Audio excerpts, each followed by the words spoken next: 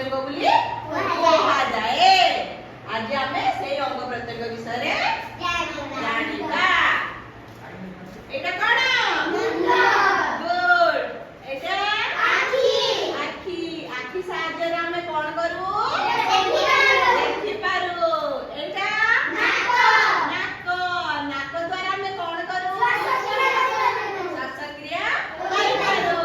एटा कान हमर केतुडी कान दुईटी गुड। ए कान द्वारा आमे कोन करू सुनी पारू। एटा कोन पाटी पाटी पाटी द्वारा आमे कथा करि पारू खाइ पारू। पाटी भितरे कोन अछि दांत द्वारा आमे खाइ पारू।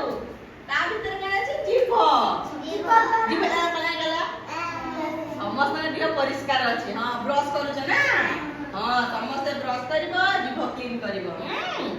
जीभ द्वारा आमे कोन करि पारू स्वाद पाई पारू। कोउटा मिठा कोउटा पिता ए सब आमे जीभ द्वारा जानि पारू। एटा होची ओठ एटा होची देह एटा कान हम हाथ रे केतोटी आंगुली पांचटी। हमर दुईटी हाथ दुईटी हाथ रे 10टी आंगुली। एटा कोन एटा गुड।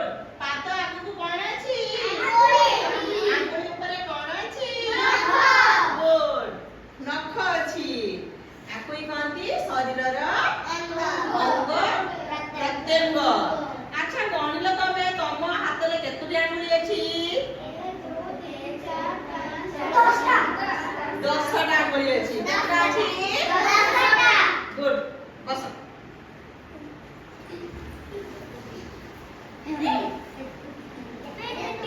बस आस। अच्छा कहलो आखि द्वारा हमें कोन करि पारू हाथ द्वारा हमें खाइ पारू धरि पारू पाठ पढि पारू रोषेई करि पारू आपण खाइ पारू। कान द्वारा हमें सुनि पारू पाटी द्वारा हमें खाइ पारू कथा हेई पारू। पाटी द्वारा हम खाइ परिबा खाइ परिबा ना। जीभ द्वारा हमें जो जिंस खाउछु सेई जिंसर स्वाद हमें जानि पारू। जीभ नथिले कोउटा मिठा कोउटा खट्टा कोउटा पिता हमें जानि पारू ना। आखि नथिले सेमति हमें कोनसी जिंस देखि पारिबानी। कान नथिले भी हमें सुनि पारिबानी। तब पाखरे माइक बाजिथिले भी एतोडे बाटी रे कि एतोडे कहउथिले भी तबले कोन कहबो आ होला एमति कहबे हां गुड। आ हाथ थिले हमें हाथ में हम हाथ नथिले हमें कोन जिंस धरि पारिबानी पाठ पढि पारिबानी रोषेई करि पारिबानी खाइ पारिबानी।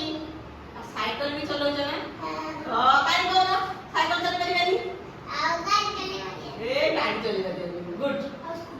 ए स्कूटी ये स्कूटी चली और स्कूटी चली पारिबानी गाड़ी चली पारिबानी साइकिल चली पारिबानी एटा कहू ना